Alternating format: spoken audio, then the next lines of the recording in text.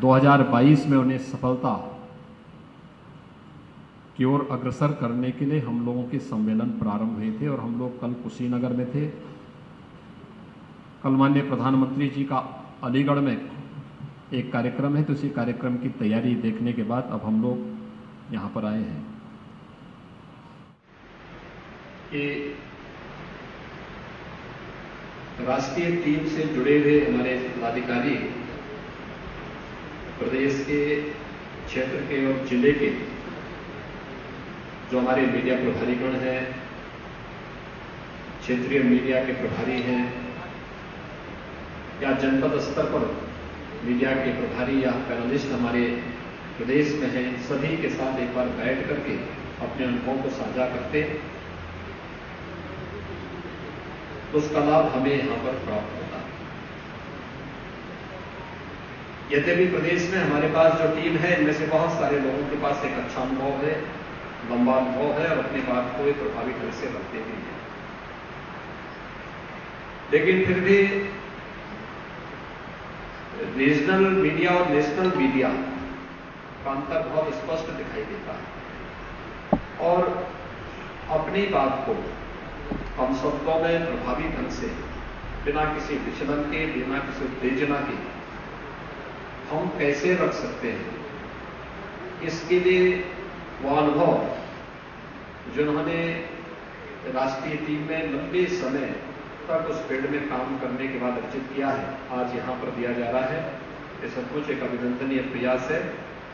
मैं इसके लिए प्रदेश के अध्यक्ष जी को, प्रदेश के संगठन महामंत्री जी को और प्रदेश मीडिया की पूरी टीम को हृदय से धन्यवाद देता हूं।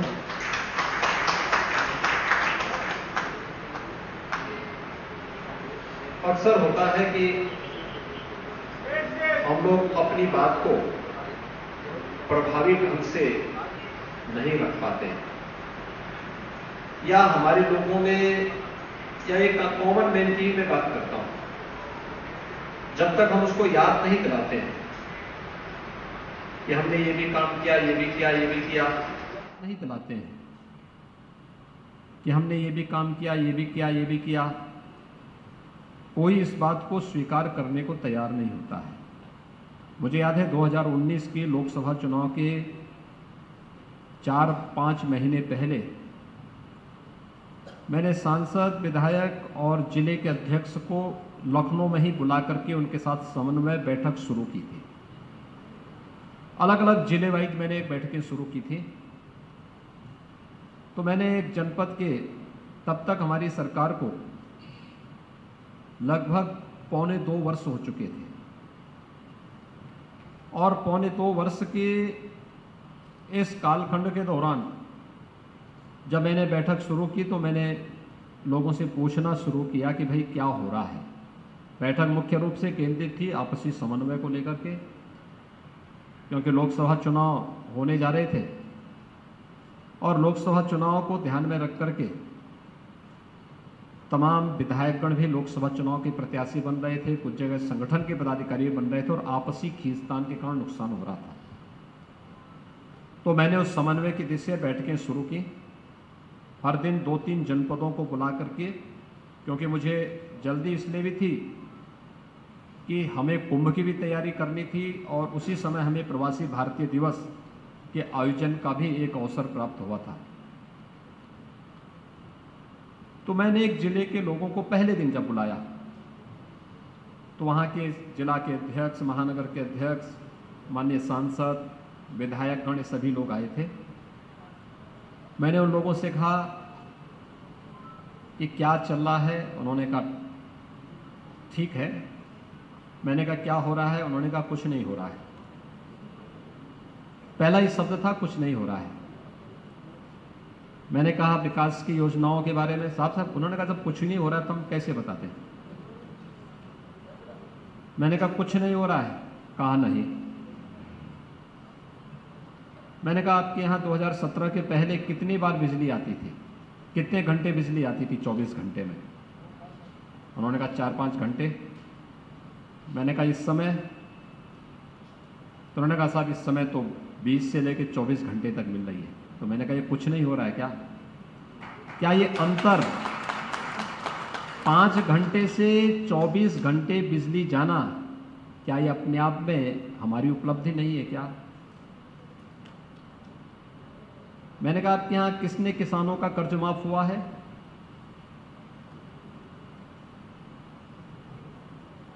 तो उन्होंने कहा हमने सर्टिफिकेट तो बांटे हैं लेकिन जिले स्तर पर इस बात को नहीं देखा है।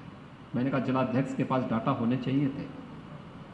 लेकिन मैं आपको बता दे रहा हूं कि आपके जनपद में 1,05,000 किसानों का कर्ज माफ हुआ है, उसकी राशि इतनी है। फिर मैंने उनसे कहा, मैंने कहा भाई जब हम लोग लोकसभा चुनाव 2014 में और 2017 के विधानसभा चुनाव में गए थे तो पश्चिमी उत्तर प्रदेश में हम लोग सभा करने के बाद मैं अक्सर क्या करता था कि अंतिम सभा में वहां पर हेलीकॉप्टर छोड़ देता था और कार से फिर निकलता था, तो 2-3 सभाएं और करते हुए दिल्ली निकल जाते थे। तो मैंने कहा किसी कार्यकर्ता के यहाँ अगर रुकने के लिए होता था तो परिवार की महिलाएं आती थी, सबसे पहले एक ही बात करती थी कि क्या उत्तर प्रदेश में सुरक्षा का माहौल हो पाएगा? बेटियां असुरक्षित थी, बहनें असुरक्षित थी।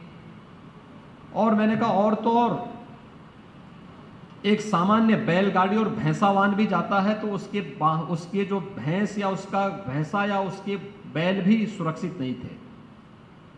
क्या आज पश्चिमी उत्तर प्रदेश में, ये पूर्वी उत्तर प्रदेश में इस प्रकार की समस्या नहीं थी लेकिन पश्चिमी उत्तर प्रदेश में समस्या थी। मैंने कहा क्या आज कोई बैलगाड़ी के बैल या किसी भैंसे को या किसी बालिका को या किसी महिला को कोई जबरन उठा सकता है क्या? उन्होंने कहा नहीं, आज तो नहीं, आज तो अपराधी गले में तख्ती टांग करके थाने में जाते हैं कि साहब एक बार बकस दो, हम सब्जी बेच करके अपने परिवार को पाल लेंगे। तो मैंने कहा क्या ये अंतर नहीं दिखाई दे रहा? क्या ये अंतर नहीं है? पहले उत्तर प्रदेश की पहचान क्या थी? जहां से गड्ढे सड़कों पर प्रारंभ हो जाए समझ लो उत्तर प्रदेश है। सायंकाल जहां से अंधेरा हो जाए वो उत्तर प्रदेश है। जहां पर कोई भी सभ्य व्यक्ति रात्रि को सड़कों पर चलने से भयभीत हो वह उत्तर प्रदेश एक तस्वीर प्रस्तुत करता था। नौजवानों के सामने पहचान का एक संकट था। लेकिन आज तो ऐसा नहीं है। फिर मैंने विकास की बड़ी योजनाओं के बारे में कहा। मैंने कहा भी दिल्ली से मेरठ तक एक हम लोग 12 लेन का हाईवे बना रहे हैं, क्या इसकी चर्चा है? उन्होंने कहा हाँ साहब इसकी बहुत अच्छी चर्चा है। मैंने कहा मेरठ के एक उत्पाद को हम लोगों ने एक जनपद एक उत्पाद में लिया है, 1 डिस्ट्रिक्ट 1 प्रोडक्ट में, स्पोर्ट्स आइटम को, क्या इसकी कोई चर्चा है? उन्होंने कहा साहब बहुत अच्छी चर्चा है। मैंने कहा RRT रैपिड रेल हम लोग दिल्ली से मेरठ तक ला रहे हैं। अब तक 3 घंटे मेरठ से दिल्ली जाने में लगते थे, अब 45 मिनट में पहुंच जाएंगे। 32,000 करोड़ रुपए केंद्र और प्रदेश सरकार मिलकर के इसमें इन्वेस्ट कर रहा है। उन्होंने कहा साहब बहुत अच्छी चर्चा है। तो मैंने कहा ये 10 तो मैंने ही आपके सामने गिना दी है। अगर आप भी इसी प्रकार से याद करके इन बातों को कार्यकर्ताओं के साथ साझा करते और कार्यकर्ताओं के साथ साझा करने के बाद इन मुद्दों पर चर्चा आगे बढ़ाते तो संभवतः आपके सामने संकट नहीं खड़ा होता। और मैंने इस चीज को देखा है। कल मैं और प्रदेश अध्यक्ष जी कुशीनगर में थे। पहले कार्यक्रम में हम लोग जब गए थे तो लगभग 3 घंटे लेट थे, क्योंकि प्रदेश अध्यक्ष जी को चित्रकूट से आना था और मुझे लखनऊ से एक बैठक करके फिर संत कबीर नगर जनपद जाना था। संत कबीर नगर जनपद के बाद तब मुझे कुशीनगर पहुंचना था। 12 बजे का कार्यक्रम था, हम लोग 3-सवा 3 बजे वहां पहुंचे। भीषण गर्मी थी कल वहां पर, दोनों कार्यक्रमों में टेम्परेचर 45-46 था और अनुमान कर सकते हैं दोनों कार्यक्रमों में प्रत्येक में 50,000 से कम लोग नहीं थे। 50,000 और उत्साह, यानी 3 घंटे 4 घंटे लेट पहुंचने के बाद भी उत्साह में कोई कमी नहीं थी। पब्लिक उसको स्वीकार कर रही है, लेकिन हम अपनी बात को कहने में संकोच कर रहे हैं। जनता कह रही है। जितना लोक कल्याणकारी कार्य पिछले 7 वर्षों से हुआ है, प्रधानमंत्री मोदी जी ने देश के राजनीतिक एजेंडे को बदल दिया। जो पहले जाति, मत, मजहब, क्षेत्र, भाषा तक सीमित होकर के रह गया था, आज वह गांव पर, गरीब पर, किसान पर, नौजवान पर, समाज के प्रत्येक तबके पर बिना किसी भेदभाव के शासन की योजनाओं का लाभ जिस रूप में मिलना प्रारंभ हुआ, अगर उस पर चर्चाएं प्रारंभ हो जाएं हर एक स्तर पर, मैं विश्वास के साथ कह सकता हूं कि आज भी अपने मूल्यों, अपने सिद्धांतों के साथ साथ लोक कल्याणकारी योजनाएं, इंफ्रास्ट्रक्चर की योजनाएं और हर एक नागरिक के मन में सुरक्षा का एक भाव जो पैदा हुआ है, इन सब के कारण भारतीय जनता पार्टी के सामने कहीं कोई संकट नहीं खड़ा होने वाला है। लेकिन अपनी बात को रखने की आदत रखना, और वहां पर तमाशबीन बन के नहीं। खासतौर पर अगर हम देखते हैं, अक्सर हमें लिखने की आदत भी डालनी पड़ेगी, दोनों में, सोशल मीडिया में भी।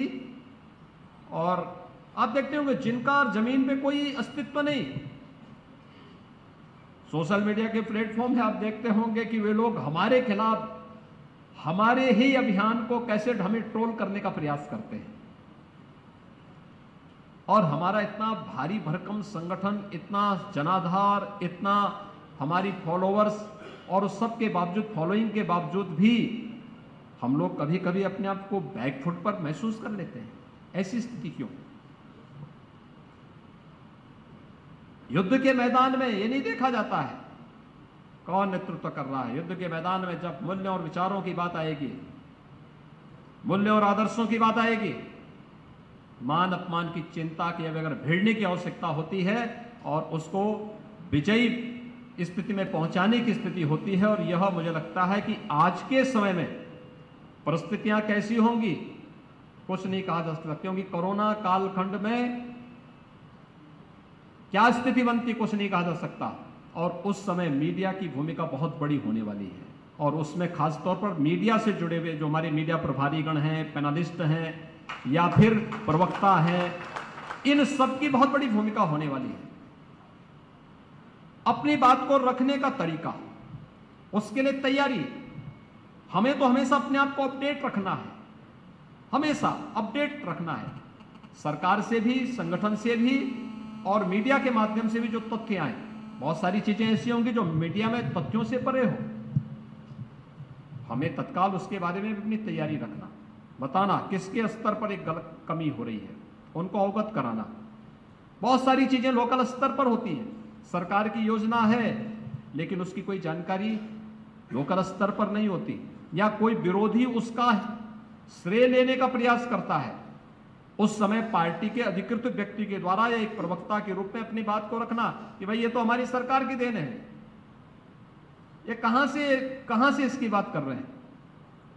आप देखते होंगे अक्सर क्या होता है, प्रधानमंत्री आवास योजना प्रधानमंत्री मोदी जी के द्वारा चलाई गई एक ऐसी योजना है 2022 तक हर गरीब के सिर को ढकने के लिए छत उपलब्ध कराने की योजना।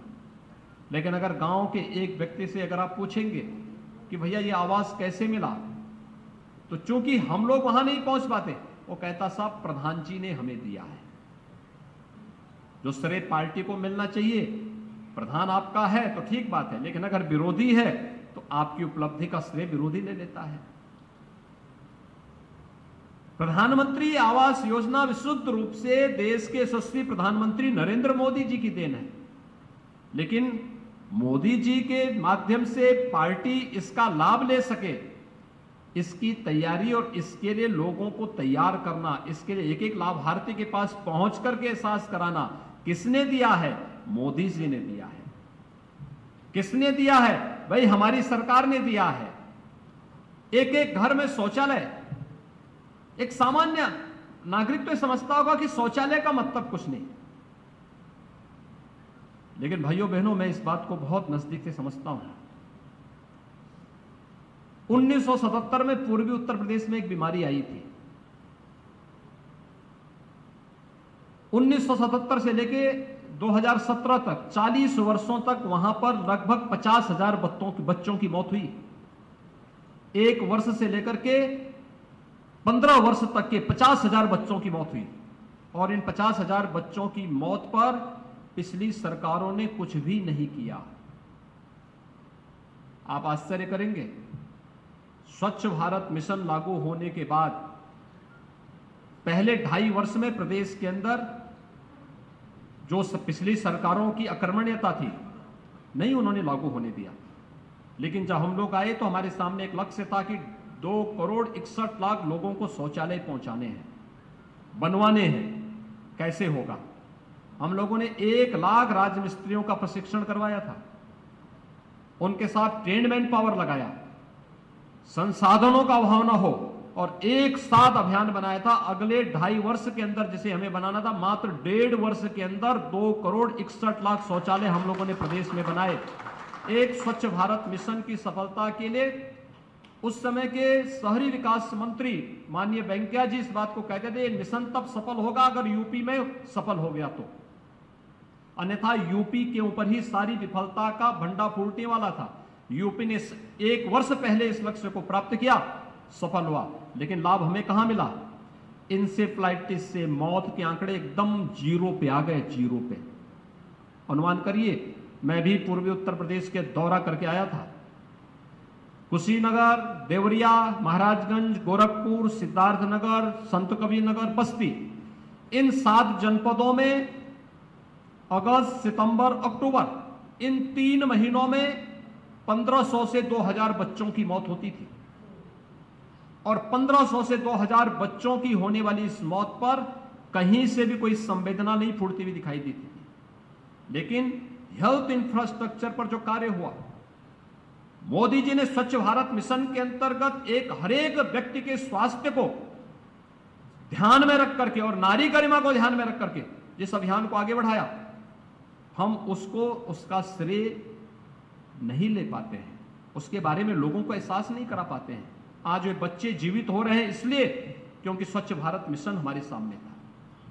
आज मेडिकल कॉलेज का इंफ्रास्ट्रक्चर किस रूप में था, ये सभी बहुत महत्वपूर्ण है। और उन चीजों को कैसे हम लोग आगे बढ़ा सकते हैं, उन चीजों पर अगर हम लोग ध्यान केंद्रित करते हुए अपनी बातों को आगे बढ़ा देंगे, कोई भी आपके सामने नहीं टिकने वाला है। क्योंकि जो कुछ भी हुआ है, आप देखेंगे किसी भी, चाहे वह इंफ्रास्ट्रक्चर के डेवलपमेंट का हो, चाहे वह लोक कल्याणकारी योजनाओं का हो, या फिर किसी भी अन्य योजना का, ये ज्यादातर अधिक से अधिक जो हुआ है 2014 के बाद से इस देश के राजनीतिक एजेंडे का हिस्सा बन पाया है। और यही कारण है कि हर तबके का व्यक्ति आज भारतीय जनता पार्टी के साथ जुड़ने के लिए उतावला है। और उसने इस चीज का एहसास 2014 में भी करा दिया था, 2017 में भी करा दिया था, और उत्तर प्रदेश में तो 2019 में सबसे बड़ा एक महागठबंधन बना था। जनता ने उसको जिस रूप में खारिज किया है, वो इस बात को प्रमाणित करता है कि भारतीय जनता पार्टी की प्रामाणिकता को जनता ने पूरी तरह स्वीकारा है। और उस पर हमें केवल एक प्रवक्ता के रूप में उसे आम जन तक उस स्वीकार्यता को बनाए रखने के लिए प्रयास करना है। पब्लिक बोल रही है।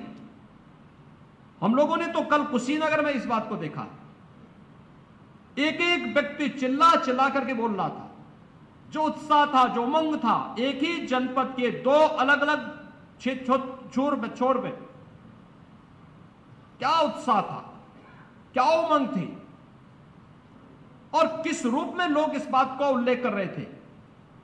ये चीजें बताती हैं कि जनता, भारतीय जनता पार्टी, प्रधानमंत्री मोदी जी के नेतृत्व को, भारतीय जनता पार्टी की स्वीकार्यता उसके मन में है। और उसके लिए अभी से कार्य करने के लिए तैयार होना, जो भी व्यवस्थाएं बनाई गई हैं उसके लिए अपने आप को तैयार करना। मीडिया पैनल में भी अगर हमारे लोग, एक तो प्रवक्ता के रूप में हमारी बातों को प्रतिदिन पार्टी की भी और सरकार की बात को भी प्रभावी ढंग से रखने के लिए प्रदेश के प्रवक्तागण प्रतिदिन अपनी बात को जरूर रखें। एक बार कोई एक समय मीडिया ब्रीफिंग का होता है, भारतीय जनता पार्टी जैसी पार्टी के द्वारा अपनी बात को मीडिया के सामने रखना, या कहीं पर कोई व्यक्ति गलत बातों को कर रहा है, अपनी बात को प्रभावी ढंग से वहां पर मीडिया के सामने प्रस्तुत करना, जिससे मीडिया को कहीं भी इधर उधर भटकने की आवश्यकता न पड़े।